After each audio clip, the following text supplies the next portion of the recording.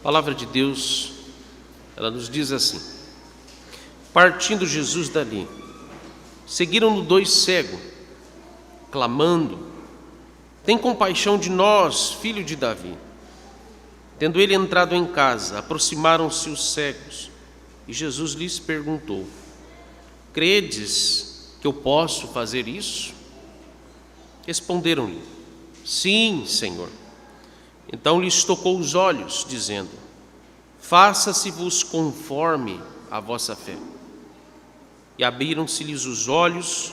Jesus, porém, os advertiu severamente, dizendo: acautelai-vos de que ninguém o saiba. Saindo eles, porém, divulgaram-lhe a fama por toda aquela terra. Repetindo o verso de número 28, aproximaram-se os cegos e Jesus lhes perguntou: credes que eu posso fazer isto? Esta é a palavra do Senhor a nós. Amém.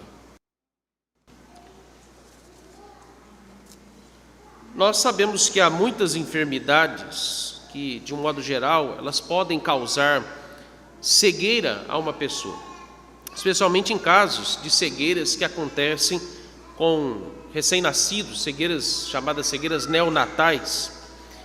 Em particular, há uma dessas enfermidades que era muito comum, podemos assim dizer, há séculos atrás, em bebês recém-nascidos, que era chamado de oftalmia. Essa é uma espécie de conjuntivite que era causada no recém-nascido quando os seus olhos eles entravam em contato com a secreção no momento do parto, ali causando, ao longo dos dias, semanas e até mesmo meses, lhes causando uma séria infecção, especialmente nos seus olhos, a ponto de que, ao longo desses dias, semanas, essa forte infecção, por não ter sido tratada a tempo, ela causava cegueira nessas crianças. Até meados do final do século XIX, é interessante verificar que uma das principais causas, podemos assim dizer, de grande pobreza em massa na Europa, em especial, em particular na Inglaterra, até porque na época essa pesquisa tinha sido feita na Inglaterra, no final dos meados ali dos anos de 1890 até 1895, havia uma quantidade enorme de pessoas inválidas na sociedade, porque elas eram cegas, outras que, obviamente, tinham outros tipos de deficiências, mas principalmente no caso de pessoas que tinham cegueiras. Havia muitos mendigos, pedintes em Londres, moradores de ruas, porque muitos deles eram cegos, e eram cegos inclusive de nascença. Por exemplo, a cada 100 pessoas naquela época, nós tínhamos 40% daqueles que eram cegos, integral ou parcialmente. Ou seja, de 100 pessoas, 20 eram completamente cegas e outras 20 apresentavam graves deficiências visuais. E essas pessoas elas não conseguiam emprego e elas acabavam por viver à margem da sociedade. Há nos relatos da história, por exemplo, do pastor Charles Spurgeon, que foi pastor da igreja batista, o Tabernáculo Batista de Londres, em que um dos seus trabalhos de obras de misericórdia realizado pela junta diaconal da sua igreja, que era uma igreja imensa, grande, mais de 10 mil membros, e a junta diaconal atendia a demanda inclusive de pessoas nessas condições com deficiências visuais ou de pessoas que inclusive não conseguiam emprego, e assim eles tinham albergues, tinham esse cuidado com essas pessoas. É claro que essa situação ela foi mudando de cenário com grandes descobertas na ciência ou na medicina, onde muitas medidas, por exemplo, e a principal delas eu imagino, principalmente medidas de higienização, logo do recém-nascido, novos medicamentos, tratamentos e até mesmo, meus irmãos, a mudança de mentalidade, quando em casos reversíveis, nos nossos dias, por exemplo, pessoas cegas, elas conseguem se adaptar ao convívio social e elas conseguem no desenvolvimento de suas habilidades, não necessariamente o ver, mas ela aguça e desenvolve outras habilidades, e nesse aspecto essas pessoas acabam tendo uma vida, podemos assim dizer, praticamente normal, conseguem inclusive arranjar emprego, ter uma vida social, uma rotina normal. Mas, observe, eu dei o exemplo de algo que aconteceu há mais ou menos aí mais de 100 ou 150 anos atrás, até 150 anos atrás, de como era a realidade dessas pessoas. E como que isso contribuía para a miséria, como que isso contribuía para que uma cidade, ou até mesmo um pequeno país, tivesse na sua demografia uma taxa de desempregados, de pessoas extremamente pobres, na miséria, e um desses principais casos era essas enfermidades. Agora, eu quero chamar a sua atenção para os dias do nosso Senhor Jesus. É interessante porque a cidade onde o nosso Senhor Jesus ele se dedicou mais à pregação do Evangelho, se dedicou mais à realização de curas, de milagres, foi exatamente nessa cidade chamada Cafarnaum, que era uma cidade não muito bem quista, apesar de ser uma cidade extremamente rica, como nós já vimos em outro contexto, em outros sermões anteriores ao que envolve os milagres de Jesus nesse lugar. Mas, ao mesmo tempo que era uma cidade extremamente rica por causa do comércio, por causa da quantidade de impostos que eram coletados naquela cidade, ainda assim, nós temos aqui nessa realidade uma discrepância muito grande de pessoas que eram miseráveis por causa desses tipos de enfermidade. Naquela época, obviamente, não haviam recursos tecnológicos como nós temos hoje para lidar com essas doenças como lepra, como paralisia, hemorragia uterina. Foi o caso da mulher com fluxo de sangue, provavelmente era uma hemorragia uterina. E também, como agora nós temos aqui, diante deste caso, o caso de cegueira. Então veja-se, no início do século XIX, por exemplo, na Inglaterra, eu não diria só na Inglaterra, mas eu diria que em muitos países, se no início do século XIX, final do século XIX para o início do século XX, já era extremamente difícil para uma pessoa cega sobreviver na sociedade, agora vamos pensar como que era nos dias do nosso Senhor Jesus. Como era a condição de pessoas cegas, as pessoas que tinham a cegueira como uma deficiência, que era considerada uma enfermidade tão grave na sua perspectiva social e também religiosa, era considerada tão grave quanto a paralisia, quanto a lepra e assim por diante. Os cegos, por exemplo, eles eram vistos como pessoas amaldiçoadas da mesma forma como os paralíticos, como pessoas com doenças extremamente graves, incuráveis para aquela época, talvez por causa de um pecado que ele supostamente tenha cometido, muito grave, no início da sua vida, ou de alguma maldição que lhe recaiu como castigo de Deus por causa de algum pecado, ou de alguns pecados dos seus pais, dos seus avós. E era considerado um peso para a família, era considerado um peso para a sociedade. E eram praticamente abandonados, ficavam realmente largados à margem das ruas como pedintes, e geralmente eles não ficavam dentro da cidade. Essas pessoas, elas tinham que ficar fora da cidade, a uma certa distância das entradas e saídas dessas cidades. Quando elas tentavam entrar, elas eram enxotadas, elas eram espancadas, eram expulsas e eram retiradas do meio das pessoas. As pessoas tinham tanto medo como também elas tinham nojo de se aproximar dessas pessoas. E muitas vezes também há casos que nós vamos encontrar pessoas nessas circunstâncias que elas se aproveitavam da sua deficiência física, dessas enfermidades, também para constrangerem outras pessoas, para tirarem delas proveitos de esmola. Talvez um caso muito clássico, ou mais próximo disso que eu estou trazendo dentro desse contexto, é quando a gente vai para o texto de Atos, capítulo 3, nós temos quando Pedro e João, se não me falha a memória, os dois apóstolos, eles estavam indo ao templo no meio da tarde, a hora nona, que na verdade era às 15 horas, e era muito comum encontrar no caminho, próximo à entrada do templo, muitos mendigos, muitas pessoas com deficiências, paralíticos. Lá fala do manco, na verdade era um paralítico, ou um semi-paralítico, porque talvez ele conseguisse se locomover, mas com extrema dificuldade. Isso lhe impedia, por exemplo, de trabalhar, talvez.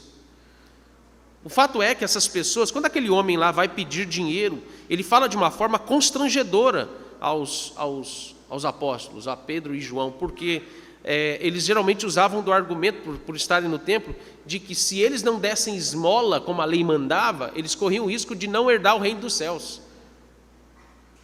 Então, essa era a realidade dessas pessoas. Vejam como que a condição, meus irmãos, desses dois homens era ainda mais deplorável do que os cegos de nascença do século passado, dentro dessa realidade. Mas poderíamos considerar uma condição ainda que é muito pior que a cegueira física. O propósito aqui dessa passagem não é mostrar que existe uma miséria apenas limitada a essa que é a cegueira física, mas o propósito desse texto, no relato desse milagre desses dois cegos, é mostrar que existe uma miséria ainda muito pior do que essa cegueira física, que é a cegueira espiritual. Você tem aí uma boa visão, talvez mesmo usando óculos, talvez mesmo que você tenha um certo grau de miopia, estigmatismo e tantas outras coisas que podem, de alguma forma, prejudicar a sua visão, limitar a sua... Mas você tem os recursos de hoje que o faz enxergar muito bem. Se não me falha memória, recentemente, parece que até para ser piloto, é possível agora, se eu soubesse disso, é possível que pilote o avião, porque exige-se muito da atenção e da habilidade de ver detalhes, quando você está, por exemplo, pilotando um avião, e tantas outras profissões que é exigido assim.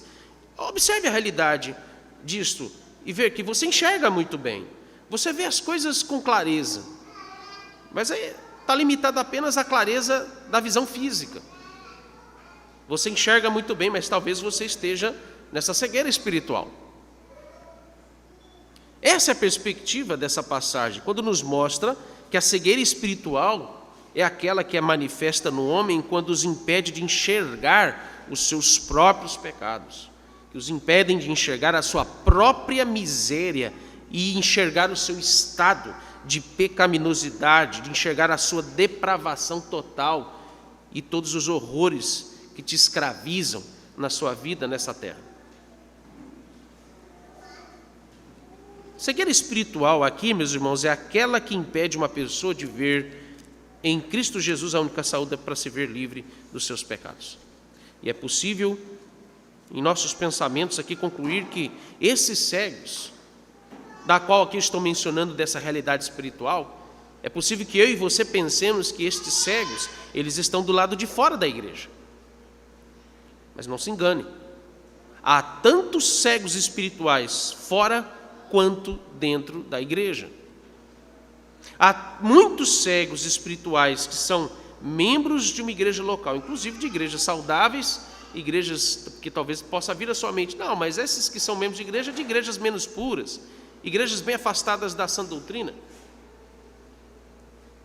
Há muitos e muitos cegos dentro de igrejas biblicamente saudáveis, doutrinariamente ortodoxas, que procuram observar e zelar pela pregação da sã doutrina, aplicação da sã doutrina, e sendo membros dessas igrejas. Há muitos deles membros delas, tanto quanto os que estão fora. Quantos desses cegos que desfrutam dos privilégios externos da salvação, que usufruem dos meios de graça, participam dos sacramentos, e são envolventes e ativos, assíduos nos cultos, nas programações e atividades da igreja, são envolvidos nos serviços semanais que a igreja oferece, são apreciadores de bons sermões bíblicos, mas são cegos. Têm um bom ouvido, mas não ouvem com clareza a voz de Jesus Cristo. Apreciam bons sermões, mas não encontram nesses bons sermões o nosso Senhor Jesus, porque estão cegos, porque eles não percebem a presença de Jesus. Eu quero considerar apenas 2 pontos nesse sermão, aqui na exposição desse texto. Primeiro, eu quero chamar a sua atenção, e é uma coisa muito simples de observar aí na leitura do texto. Primeiro, observarmos essa realidade, esses princípios aí da qual, o que o Senhor Jesus faz com esses 2 homens, de curá-los dessa cegueira, que não é em si meramente apenas a cegueira física. Observando a postura desses 2 cegos, E, em segundo lugar, observando a postura de Jesus em relação ao que ele faz por eles. Primeiro, olha o que o verso 27 nos diz. Ao encontrarem Jesus, observe qual foi a postura desses dois cegos. Partindo Jesus dali, seguiram dois cegos, clamando: tem compaixão de nós, filho de Davi. Primeiro, o texto está nos dizendo que Jesus, se observarmos aqui o contexto, ele mal saíra da sua casa, saíra da casa do chefe da sinagoga, naquele evento fatídico, que foi cansativo, em certa medida extremamente tenso, devido ao cenário que estava ali armado contra ele, para tentar ferir a autoridade e o poder dele como aquele que tem poder sobre a morte. E observe que ao sair daquela situação, ele está indo de volta para a casa de alguém. Alguns comentários dizem que poderia ser a própria casa do Senhor Jesus, o que provavelmente não é essa a intenção do autor de Mateus. O que me parece, na verdade, é que Jesus ele está indo para a casa de algum colaborador próximo dele. E eu acredito que seja até o próprio Mateus. Ele está retornando à casa de Mateus para que ele possa descansar. Ele está cansado. E veja, no meio do caminho, ou talvez no início já, quando ele sai da casa de Jairo, na casa do chefe da sinagoga, esses dois homens começam a acompanhar Jesus, começam a segui-lo e começam constantemente dizer, clamar, gritar: tem compaixão de nós, filho de Davi. Essa é a primeira vez que aparece a expressão filho de Davi aqui nessa passagem, o que é um dos títulos do Messias. Por isso, veja, para você fixar bem o contexto dessa passagem, ela pode ser deduzida exatamente nesses dois versos, 27 e 28. Quando Jesus aqui, ele cansado, desejando recuperar-se, descansar, nós temos aqui, talvez o caminho fosse longo, não sabemos a distância, mas nós temos aqui dois homens importunando. A palavra-chave em todo o contexto do verso 27 é essa: importunando o nosso Senhor Jesus. O verbo aí, clamar, ou o verbo clamando, como ele está aí descrito, ele literalmente significa essa expressão gritando. Mas não só apenas aqui, a forma como está conjugado, ou também aqui no contexto, quando se trata da língua grega, não apenas há uma conjugação, mas as palavras, inclusive os verbos, eles passam por declinação. Na hora de você identificar, entender o sentido das palavras, isso inclui os verbos, eles também possuem uma declinação. Então, na declinação e na conjugação desse verbo, ele demonstra aqui, primeiro, uma ação que é contínua. Eles estão constantemente clamando, eles não param de falar, ou em outras palavras, a tradução poderia ser perturbando. Poderia ser usado esse termo também. E, ao mesmo tempo, a própria palavra em si, clamar, ela está indicando, na verdade, a ideia de pessoas que estão implorando. Há aqui uma insistência, podemos assim dizer, uma santa teimosia, uma santa perturbação deles em não deixar Jesus até que eles fossem atendidos. Se nós fôssemos assim! Pelo contrário, nós vivemos em dias onde, naquela época, a miséria era o meio pelo qual as pessoas eram despertadas, pelo menos os eleitos, a não deixarem Jesus, perturbarem Jesus, clamarem pelo nosso Senhor Jesus, até que elas fossem atendidas.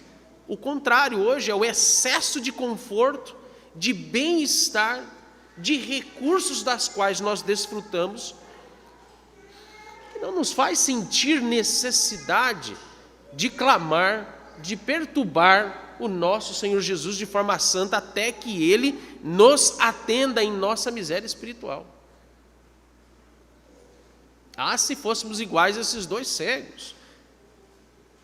Porque olha o primeiro ponto, quando a gente observa a postura desses dois cegos, observe, nós temos aqui alguns pontos que consideram a postura deles. Primeiro, nós temos aqui, por exemplo, na parte A do verso 27, o fato de que eles sabiam o que precisavam.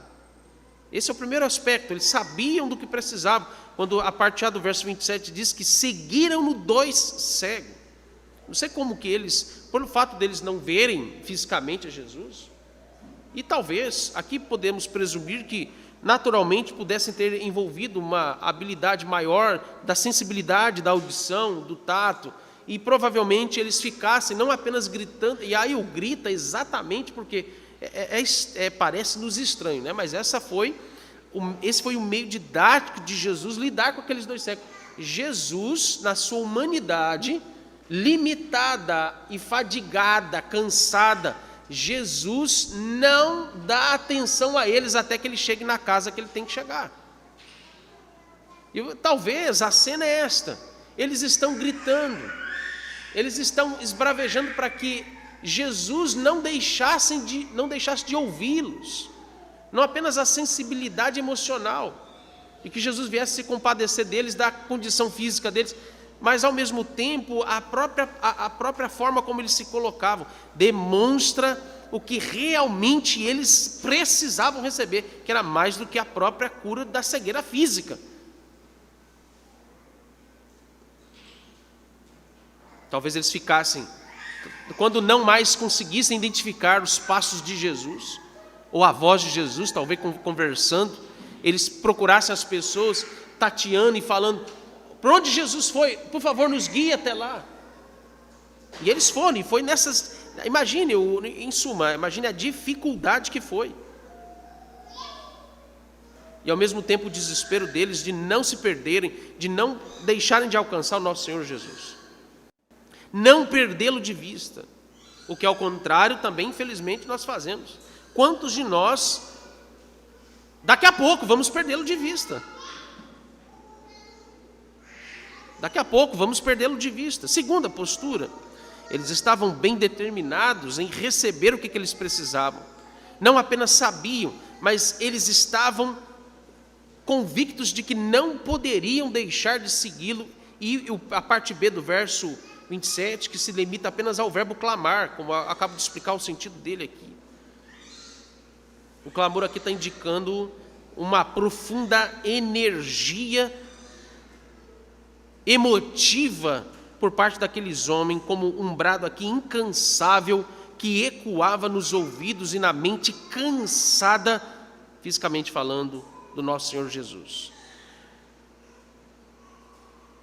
Isso expressa o quão desejosos eles estavam de receber de Jesus a cura da sua cegueira. Eles foram tão insistentes, tão incômodos, que essa inconveniência deles, talvez meio que, eu tenho a impressão de que quando Jesus chega até a casa onde ele iria se repousar, ia descansar, imagino que esses dois cegos tenham invadido a área externa da casa, talvez até entrado no primeiro cômodo dessa casa, e eles não saíram de lá enquanto Jesus não se dirigisse a eles. Eles sabiam que Jesus não ia deixar de atendê-los. E olha que interessante, porque isso talvez explique por que Jesus não deu atenção a eles enquanto no caminho eles estavam percorrendo até a chegada dessa casa onde Jesus ia repousar, como que um teste da sua própria fé. É assim que Deus faz conosco. E você percebe essa mesma didática de Deus nos Salmos de lamento. Quando o salmista ele não para de orar, o salmista ele não para de gritar, o salmista não para de lamentar, não para de perturbar ao seu Deus, enquanto o seu Deus não lhe atender. Quantos salmos nós vemos isso claramente nas palavras dos salmistas, quando eles diziam: Senhor, até quando? Senhor, não me abandone, Senhor, não me desampare, Senhor, não me deixe, não permita que eu seja entregue nas mãos dos meus inimigos. Você percebe essa determinação desesperadora da sua realidade, da sua miséria diante de Deus, quando Deus, no meio do caminho, no silêncio dele, querendo que você clame mais, querendo que você diga mais, que você expresse com mais clareza a sua confiança nele. E curiosamente o Espírito Santo dá argumentos que convençam o próprio Deus dele se compadecer de você. É assim que Deus faz conosco, ele se agrada disso. Pode-se dizer que os períodos que mais nós temos intensamente orado na nossa vida, não é diferente a minha experiência da sua, né? Todos nós aqui, com certeza, o período que mais estivemos próximos do Senhor, mais nós oramos intensamente, que mais nos surpreendemos com os argumentos que usamos, de lembrar do que a palavra de Deus ao longo dos anos veio nos instruindo, e passava desapercebido da nossa mente. De repente o Espírito Santo traz à tona, nos faz lembrar, nas situações onde mais precisamos do Senhor, quando Ele nos deixa na miséria, limitados em meio ao desespero da nossa alma. E aí, realmente a gente passa a dizer: tem compaixão de mim, filho de Davi. Terceiro, os cegos reconheceram tanto a sua miséria, como também eles reconheceram e honraram quem realmente o nosso Senhor Jesus é. Como isso tem sido difícil, inclusive dentro das igrejas. Muitos membros de igreja, talvez, eu diria, e aí com certeza, não é talvez não, mas com certeza, como que a teologia liberal, ela impregnou de forma pragmática dentro das igrejas, inclusive conservadoras. Pragmaticamente, sem perceber, tendemos a uma espécie de liberalismo teológico na nossa vida diária, no nosso relacionamento com Deus.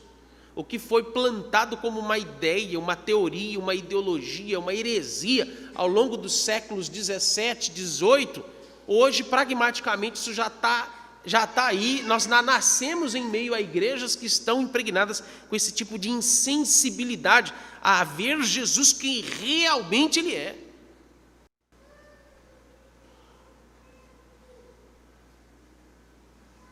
E eles o chamam de filho de Deus. Quando eles dizem, tem compaixão de nós, eles estão aqui vendo a própria miséria deles.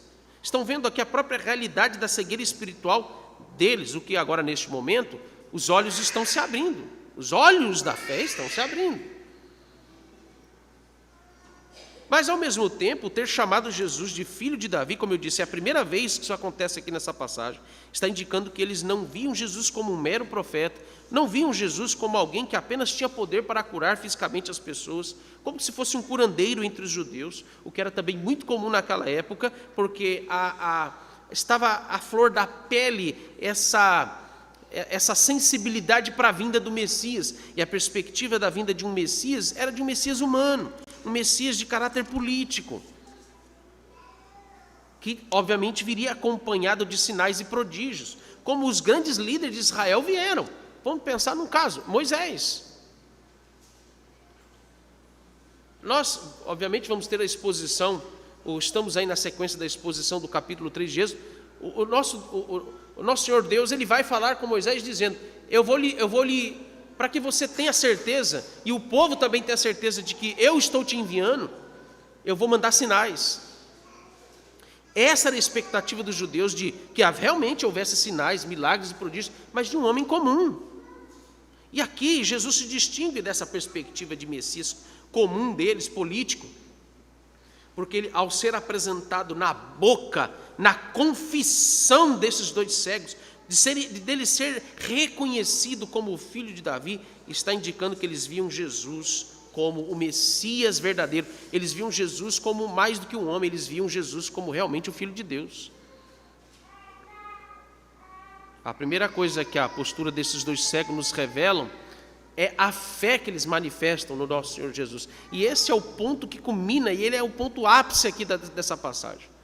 Não precisamos gastar muito tempo analisando o milagre em si, porque não é esse o propósito da passagem, não é essa a intenção de Mateus.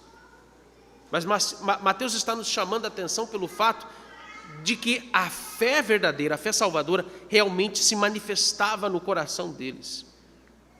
Porque aí nos vem, como é que nós podemos constatar essa verdadeira fé manifesta no coração deles? Porque Jesus se compadeceu deles ao lhe fazer essa pergunta que agora nosso Senhor Jesus também faz para nós. Credes que posso fazer isto? E eles prontamente responderam, e eles confirmaram a sua pública profissão de fé. Sim, Senhor. Eles o reconhecem como filho de Davi, porque é Messias, e reconhecem ele como o Christos, Kurios, que é Senhor.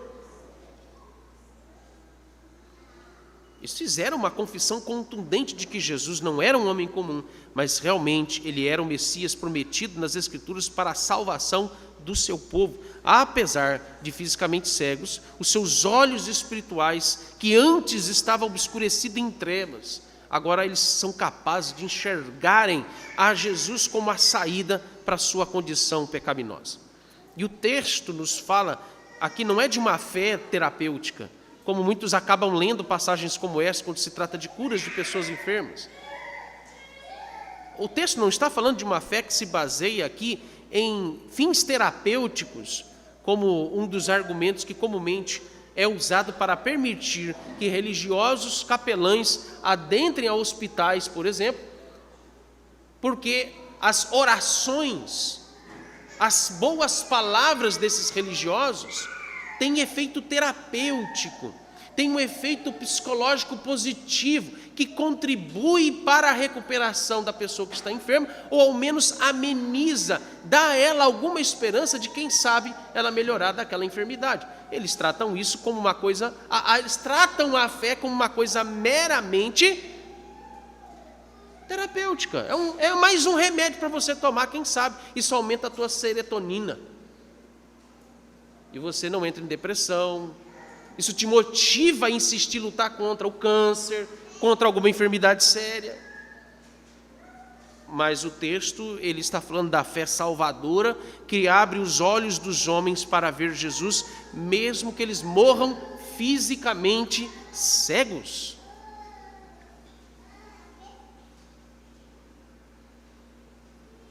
Isso nos leva a uma pergunta extremamente importante. Por que a fé salvadora ela é tão necessária à cura espiritual do homem? Vejam, a fé em si mesma, essa pergunta ela é importante porque a fé em si mesma, ela não pode salvar ninguém do seu estado de cegueira espiritual. É Cristo quem salva o homem da sua cegueira espiritual. Mas a fé é o elo que liga o pecador a Cristo. A graça de Deus é quem te salva. É Cristo quem pode te salvar dos seus pecados. Mas veja que é o Espírito Santo é quem nos concede a fé em Cristo, e por mais que Cristo ele esteja diante de você todos os domingos, por mais que em todos os cultos que você participe, você ouça de Cristo, por mais que todos os cultos que você participe, você aprecie a boa pregação do Evangelho, e já está acostumado a ouvir o nome Jesus Cristo. Quem é Jesus Cristo? Por mais que você seja dedicado à leitura da palavra, por mais que você se dedique à prática religiosa da oração, sem fé, você não pode ver realmente a Cristo. Sem fé, não é possível ver Cristo, por mais que você seja uma pessoa tão dedicada à verdadeira religião. É por isso que Jesus, vamos voltar aqui de novo, a pergunta dele no verso 28, por isso que ele vai perguntar àqueles homens: credes que eu posso fazer isto? Preste bem atenção na pergunta de Jesus. Atente-se à pergunta de Jesus. Os cegos não entendem essa pergunta. Os cegos espirituais não entendem o que Jesus está perguntando para aqueles homens. Você está entendendo esta pergunta? Ele não está perguntando: vocês creem que eu posso curá-los dessa cegueira física? E muito menos ele está perguntando: vocês creem que os meios de graça, que os sacramentos e que a sua dedicação religiosa pode te salvar? Menos ainda ele está perguntando: vocês creem que podem salvar a si mesmos com seus próprios esforços? Quando a teologia da prosperidade, ela impregnada predominantemente dentro de uma igreja, dentro de um grupo sectariamente religioso, o seu líder começa a perguntar, a instigar a pessoa: você crê que você pode? Você pode? O nosso Senhor Jesus está remetendo o sentido contrário dessa pergunta. Na verdade, a pergunta que o nosso Senhor Jesus faz é: credes que posso fazer isto? Preste atenção na pergunta. Fazer o quê? Lembre-se do clamor daqueles homens, e aqui nós encontramos a resposta. Qual é a essência da pergunta de Jesus? Tem compaixão de nós, filho de Davi. Eles querem que Jesus se compadeça deles. Eles foram bem específicos. Observando a postura de Jesus, observando a postura dos dois cegos, você vê claramente, nitidamente, que a determinação deles indica exatamente que a necessidade ali real deles não era, senão eles teriam dito: nos cure dessa cegueira física. Queremos ver fisicamente. Teriam sido específicos, bem claros, mas o texto está dizendo que eles necessitavam, e eles entendiam, eles sabiam que precisavam da misericórdia de Deus para serem salvos dos seus pecados. Senão Jesus não ia dizer: faça-te conforme a tua fé, concedo-lhe conforme a sua fé. Jesus não diria isso. E Jesus, obviamente, estaria ensinando também a teologia da prosperidade, salvação pelas obras, o que é incabível. A pergunta se refere à fé na pessoa de Jesus, em não curar em si alguém de uma enfermidade física. Mas Jesus exige deles uma confissão pública nele mesmo, em quem realmente ele é, em que realmente ele veio ao mundo fazer. Em outras palavras, ele está perguntando: vocês creem em mim? Vocês creem que em mim está a cura para a cegueira espiritual de vocês? Vejam como essa pergunta, não banalize ela. Olhe como ela é tão séria e como ela é tão importante para você. Não importa a idade. Jesus está agora te perguntando: você crê em mim? Ou você crê em você mesmo? Essa pergunta é séria.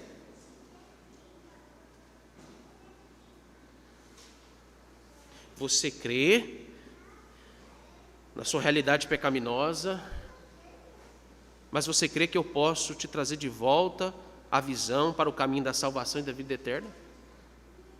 É a confissão da pública profissão de fé que todos nós fizemos aqui, ou nas nossas respectivas igrejas na época, quando nós fomos recebidos como membro. Veja a importância da pública profissão de fé e o como que você tem que levar a sério quando você é perguntado e você diz: sim, eu creio, sim, confesso.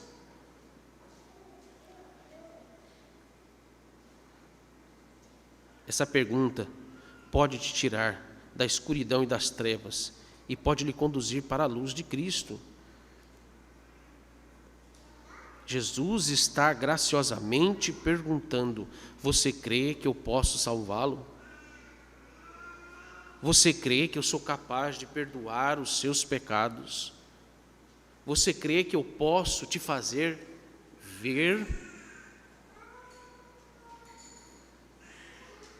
Eu oro para que o Espírito Santo te faça ver com os olhos da fé o nosso Senhor Jesus. Eu oro para que você seja despertado a clamar pela misericórdia de Deus ao encontrar Jesus, e não deixe Ele passar desapercebido. Eu oro ao Senhor para que você seja inconveniente, para que você seja teimoso, para que você seja insistente, para que você seja perseverante com Jesus, para que você o incomode, santamente o perturbe, até que Ele te faça ver com os olhos da fé. Que profundamente nesse dia você saia da escuridão para a luz, que você encontre Cristo, que você seja recebido por Ele, e Deus queira, pela misericórdia dEle, que Ele te pergunte: você crê que eu posso fazer isso? Ai daqueles que o nosso Senhor Jesus não lhe perguntar isso.